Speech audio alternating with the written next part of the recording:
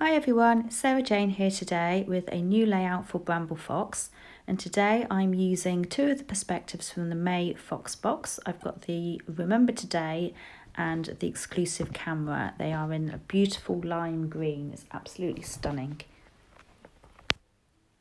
For my layout today, I'm using the Cocoa Vanilla Studio No Limits collection, but unfortunately I've only got a few things from this collection, so in order to boost my supplies, I have gone through my own stash and I've pulled out a few things that I think might work.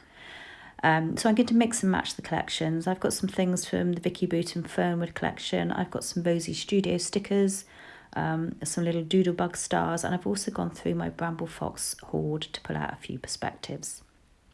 So don't be frightened to mix and match your collections. My advice would be to be led by the colours. So I went looking for anything that was in lime green, blue, teal or orange, because those were the colours that I was using from No Limits.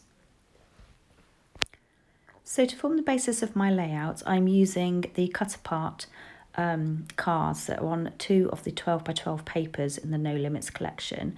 So I'm using the, I think they're called the Eclipse paper and the Universal paper. So I have cut down some of the journal cards and I'm creating a stack behind my photograph. So here I'm just playing around with the positioning, just working out where I want things to go. And then I'm going to fussy cut some of these lovely stars from one of the A5 papers. So I'm just attaching some foam to the back of the stack now, and I'm positioning that onto my background paper. The background paper is called Spark.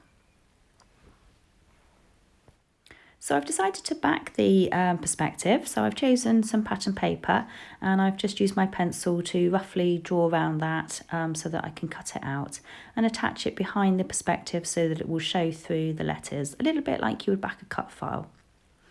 So I'm just starting to stick some things down.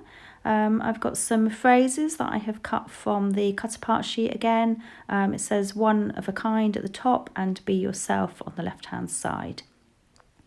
I'm just starting to position the stars and just working out where I want things to go on the page. So at the moment I thought the layout had quite a lot of straight edges and right angles, so I needed to bring some different shapes into it. So I have chosen this circle sticker from the sticker sheet in the No Limits collection, and I've cut it in half and positioning one top left and one bottom right.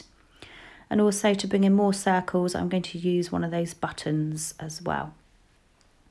So now I've grabbed that pile of embellishments that I showed you right at the start of the video. So these are embellishments and stickers that are from different collections. And I've picked out a chipboard piece from Vicky Boughton Fernwood collection that says Noted, and I've just added that to the left-hand side. And I'm adding a few phrase stickers from a Rosie Studio sticker sheet.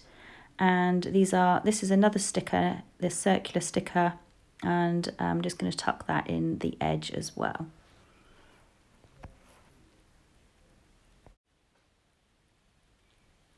So now it's time to stick down the perspectives, and I'm using some glossy accents and just adding that to the reverse of the perspective, and that will stick them nice and firmly into place.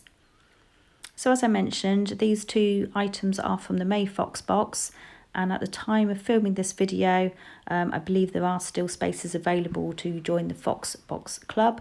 All the information is on the Bramble Fox website, and I'll leave a link to that down below this video. So just the finishing touches to the page, I have added a orange sticker, a little tab stick on the right hand side to balance the orange that is on the left. Just felt it needed a little bit more orange on the right. And I've added another Rosie Studio phrase sticker to the top. And now I'm just scattering some of these lovely blue doodlebug stars around the page. And then finally, I have pulled out some stars from Bramble Fox.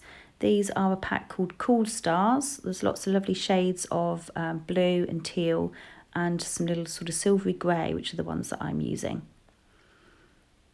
Then off camera, I do add some splatters of watercolour paint as well to the layout in blue and green, just to bring that frame that's already on the pattern paper into the centre of the page.